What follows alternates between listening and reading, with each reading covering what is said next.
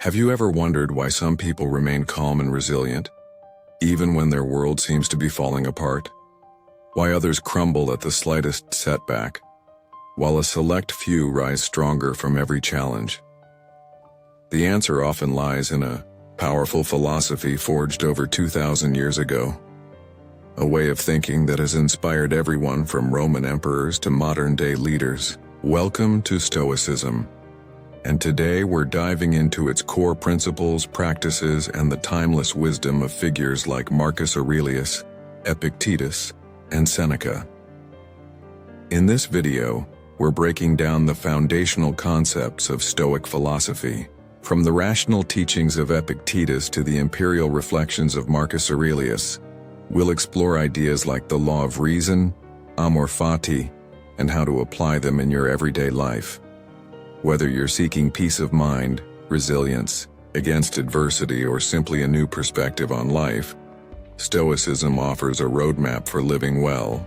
By the end of this video, you'll understand the key principles of Stoicism and how to start applying them to achieve unshakable calm and inner strength. Section 1. Origins of Stoicism. Shipwrecked and stranded on foreign shores, Zeno of Citium found himself gazing at the ruins of his former life, the salty breeze biting his skin like reality itself. Everything he once possessed had been swallowed by the merciless sea. Wealth, status, security, reduced to nothing but scattered memories. Yet, from this devastating loss, emerged a revelation so powerful it would ripple across centuries. What if true happiness, he wondered, wasn't rooted in fragile externals but in the unshakable fortress of one's character? Picture yourself in his place, broken, bereft, stripped of all comforts. Would you crumble, or would you forge something greater from the wreckage? For Zeno, it was the latter. Out of the ashes of disaster, he sculpted a philosophy built on resilience, wisdom, and inner peace. Stoicism. It wasn't just an idea, it was a lifeline, a way to transcend suffering by mastering one's own mind. How many of us, after losing everything, would find the strength to redefine the very meaning of happiness? To Zeno, misfortune wasn't the end, it was the beginning. His insight would outlast empires, offering a blueprint for true grit and self-mastery. Section 2. The Big Three: Marcus, Epictetus, Seneca. Amid the relentless clamor of battlefields and the icy chill of Roman winters, Marcus Aurelius, emperor, soldier, philosopher, penned his meditations. Not for glory or admiration, but as a private conversation with his own soul, a beacon of clarity amid chaos. Surrounded by bloodshed and betrayal, he clung to a simple truth. You have power over your mind, not outside events. Realize this, and you will find strength. Can you imagine it? A ruler of the known world, choosing introspection over indulgence, resilience over resentment. Epictetus, born into chains, emerged unbroken. Stripped of status and freedom, he discovered a power within that no master could touch. It's not what happens, but how you react that matters. His words aren't mere philosophy, they are survival distilled into wisdom. Picture a man who endured cruelty yet spoke of peace, who embraced hardship not as suffering but as the forge of character. How many of us today allow our minds to be enslaved by circumstances far less severe? And then Seneca, writer, statesman, counselor to emperors, who crafted eloquence from suffering. Luck is what happens when preparation meets opportunity. His brilliance couldn't save him from Nero's paranoia. Ordered to die, Seneca met his end with calmness, proving his philosophy with his final breath. His legacy? A reminder that greatness isn't in avoiding misfortune, but in confronting it with unshakable resolve. These men weren't insulated from pain or adversity. They were shaped by it, finding clarity where most would find despair. How much stronger would we be if we embraced their lessons? Section 3.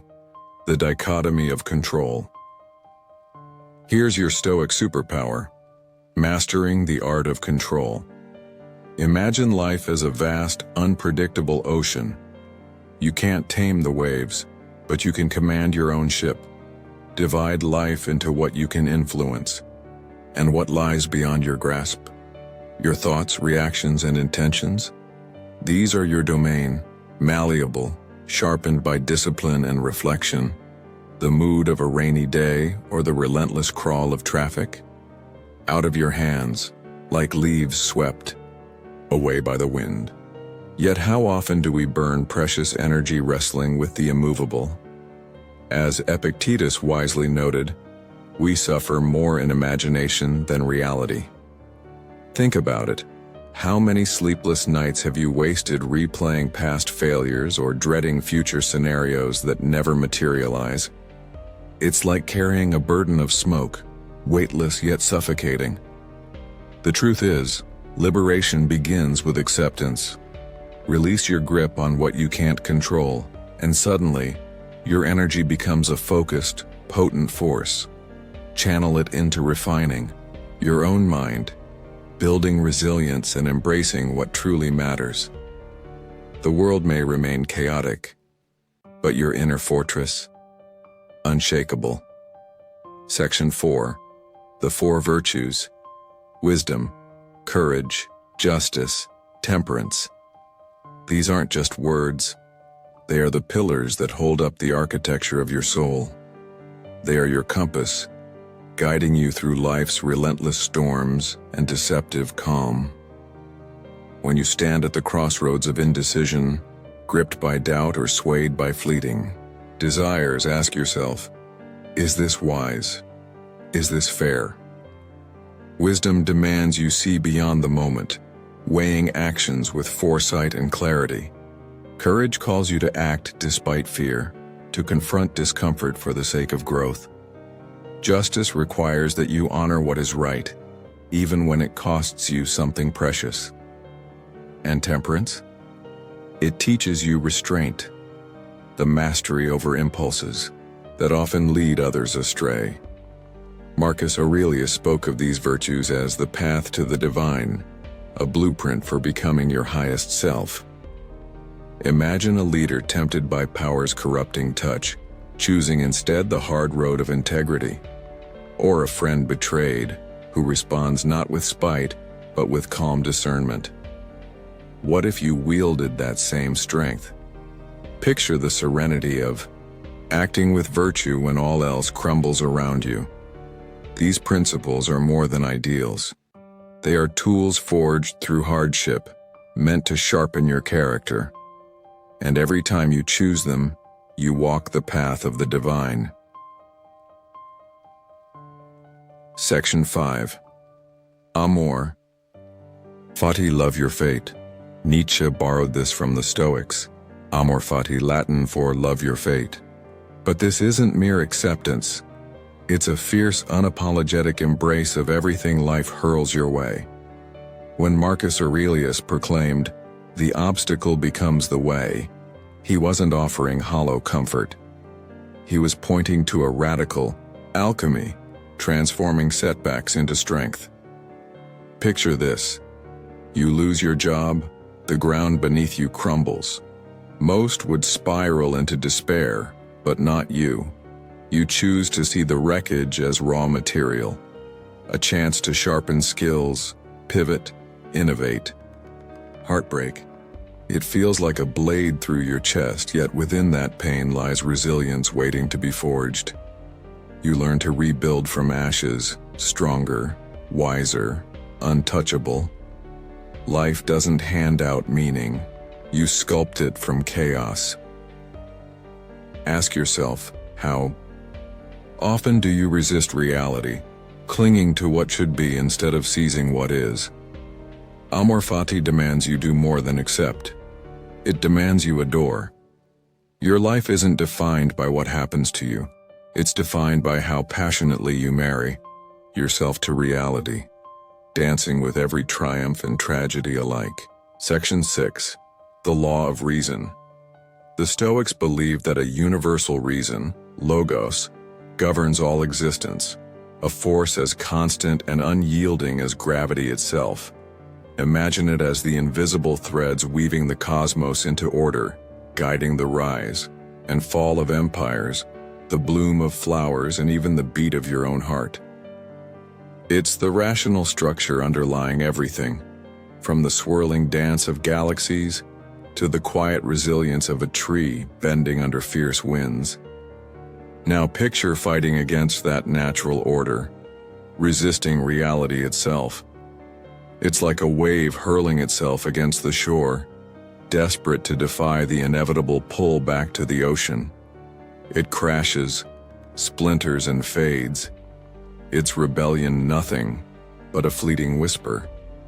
But when you align with logos, when you choose to flow with reason rather than wrestle against it, you unlock a deeper sense of peace, one rooted in acceptance and clarity. Think of a skilled sailor who navigates stormy seas by understanding the winds rather than cursing them. Are you navigating your life like that sailor, harmonizing with the currents of existence? Or are you thrashing against them, frustrated by forces you can never control? To embrace logos is to embrace serenity amid chaos, to move through life with grace instead of struggle. Section 7. Practical exercises. Ready to put philosophy into practice? Let's start with negative visualization. Close your eyes and for just 5 minutes each day, vividly imagine life stripped of the people, possessions, and opportunities you cherish most. Picture your home empty, your loved ones absent, your talents dulled. It's a haunting exercise, but its power lies in awakening deep gratitude. Suddenly, the simple warmth of a friend's laughter or the quiet comfort of your morning coffee feels like a rare and precious gift. Next, there's the evening review. As night falls, reflect with ruthless honesty. What did I control today? Where did I act with courage, patience, or wisdom? Relive moments of strength, but also those of weakness, because growth demands awareness. And then there's premeditatio malorum, the art of anticipating setbacks before they strike. Preparing. For a crucial presentation, picture the projector malfunctioning, your voice cracking, or your mind going blank. Now imagine yourself meeting each disaster with steady composure, calmly navigating the chaos. Why leave your resilience to chance when you can train it? These practices aren't just mental exercises, they're shields against life's unpredictability, forging a mind that remains unshaken no matter the storm. Conclusion. If this resonates, I want to hear from you. Comment below. What's one challenge you'll face with Stoic courage? Hit subscribe if you're ready to live with purpose. We've got deep dives on Seneca and mindfulness coming. Share this with someone who's facing a tough time. Let's build a community of modern Stoics. We'll leave you with Marcus Aurelius. Waste no more time arguing what a good person should be. Be one. The next time life knocks you down, ask, how can I love this fate? Thanks for watching. Go make the Stoics proud.